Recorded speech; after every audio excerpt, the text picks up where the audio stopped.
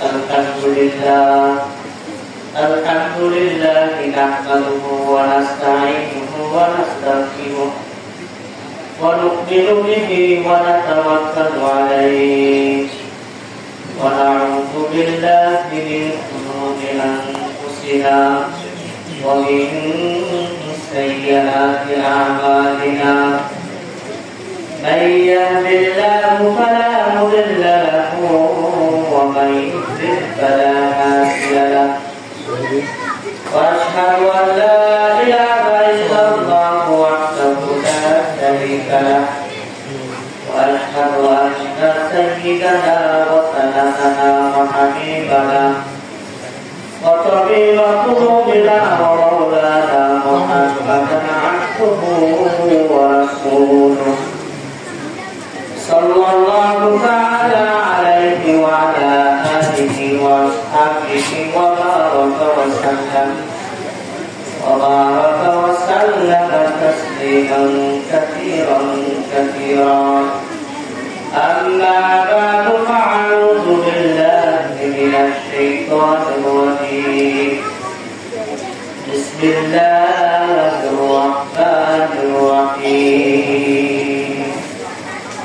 قل إن كنتم تحبون الله فاتبعوني يحببكم الله ويغفر لكم ذنوبكم والله غفور رحيم. صدق الله العظيم. আলহামদুলিল্লাহ, আজকের এই অনুষ্ঠানের সম্মানিত সভাপতি সাহেব, দূর দূরান্ত থেকে আগত হলেন কিংবা সুস্বাস্থ্য ভাইরা এবং আমার পাশে বসা মেডিকেল পর্দার মা ও বোনেরা, আল্লাহ তাআলার দরবারে শুকর আদায় করে সবাই বলে আলহামদুলিল্লাহ। মুহতারাম হাজির, আল্লাহ রাসূল হাদিসের মধ্যে বলে যে দুনিয়ার সমস্ত জায়গার চাইতে ভালো জায়গা হইল মসজিদ, আর সব চাইতে দুনিয়ার মধ্যে খারাপ জায়গা হইল মাদ্রাসা। এই মসজিদের মধ্যে আবার এক জান্নাতি পরিবেশ দিনের আলোচনার মধ্যে সে বসতে পারছি। এই জন্য আমরা আবারও আল্লাহ তাআলার দরবারে শুকর আদায় করি, সবাই বলে আলহামদুলিল্লাহ। মুহতারাম হাজির, যে মজলিসের মধ্যে আমরা বসছি এই মজলিসটা অনেক দাম। দুনিয়ার মধ্যে দেখবেন যখন দুনিয়ার ধনী দামি লোকেরা মেম্বার চেয়ারম্যান এমপি মন্ত্রীরা যখন বৈঠক করে, পরামর্শ করে, সভা কমিটি করে, তখন পুলিশকে ডাক দেওয়া, কারণ তাদেরকে নিরাপত্তা দেওয়া হয় যেন তাদের কোনো ডিস্টার্ব না হয়, অসুবিধা না হয়, ফলে ক্ষতি না হয়। যে জায়গার মধ্যে দিনের আলোচনা করা হয়, কোরআন হাদিসের আলোচনা করা হয়, সেই জায়গার মধ্যে আল্লাহ রাব্বুল আলামিন ফেরেশতার মাধ্যমে চতুর্দিক দিয়া বেষ্টনী দিয়ে রাখে। সুবহানাল্লাহ। যেন আল্লাহ তাআলা যদি কোনো বান্দা এরকম কোরআন হাদিসের মধ্যে বসতে পারে, তখন আল্লাহ তাআলা নিরাপত্তা বেষ্টনীতে দিতেন। আল্লাহ তাআলা ফেরেশতারা আসমানে গিয়ে এরকম বরকতের ঘোষণা দিতে দেন, অমুক গ্রামে অমুক বান্দা অমুক মসজিদে আপনার ঘরে আপনার বরকতের আলোচনা করবে। আল্লাহ তাআলা তখন বলেন তারা কি চায়? ফেরেশতারা বলে আল্লাহ কি জানেন আমরা কি চাই, আমরা কেন কেন বসছি জানে না, সব কিছু জানে। তারপর ফেরেশতার মাধ্যমে কথা বলে কি চায়, বলে আপনার জাহান্নামকে ভয় পায়, জান্নাতে রাখেন।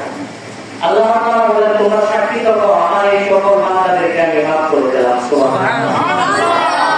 এই জন্য মুহতারাম হাজির, এই মজলিসটা অনেক দাম, অনেকটা।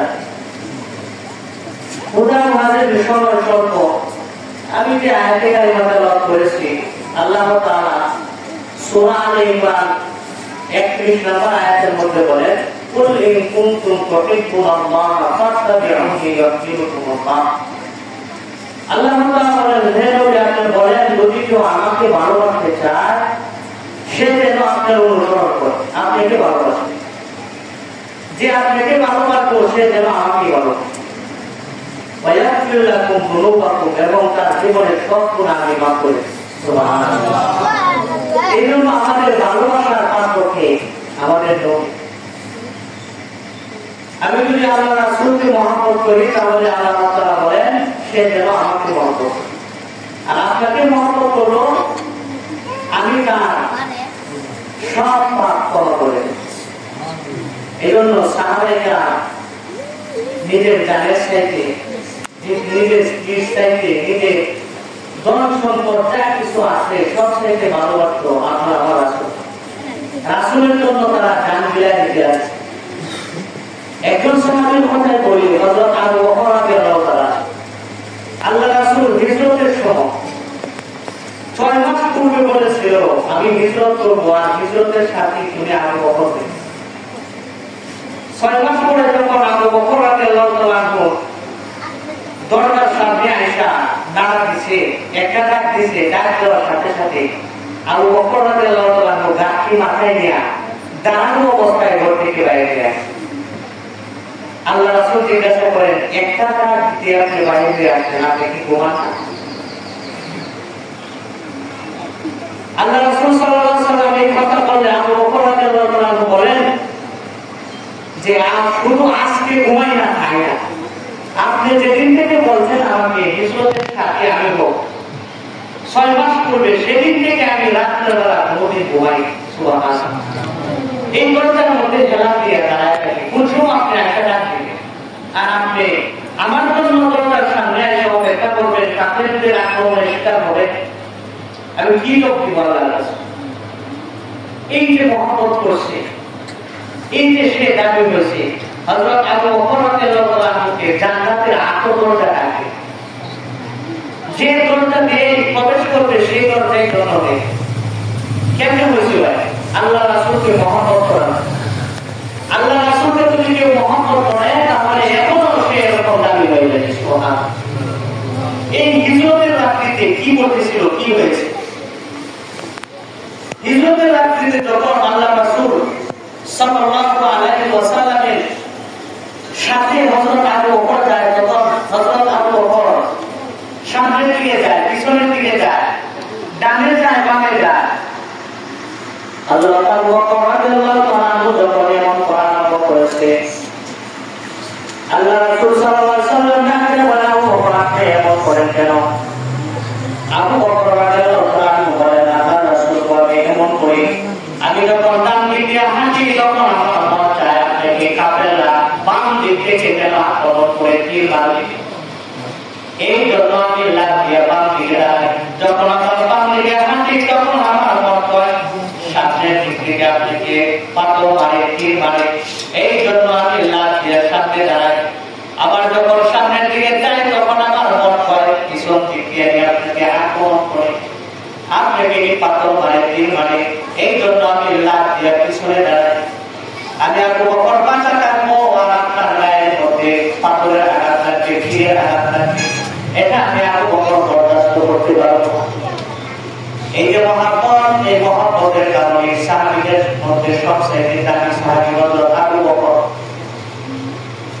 আল্লাহ তাআলা পবিত্র কালামের মধ্যে এই কথাটাই বলেন, বললেন কুনতুম তুহিব্বুনাল্লাহ ফাত্তাবিউনি ইউহিব্বুকুমুল্লাহ।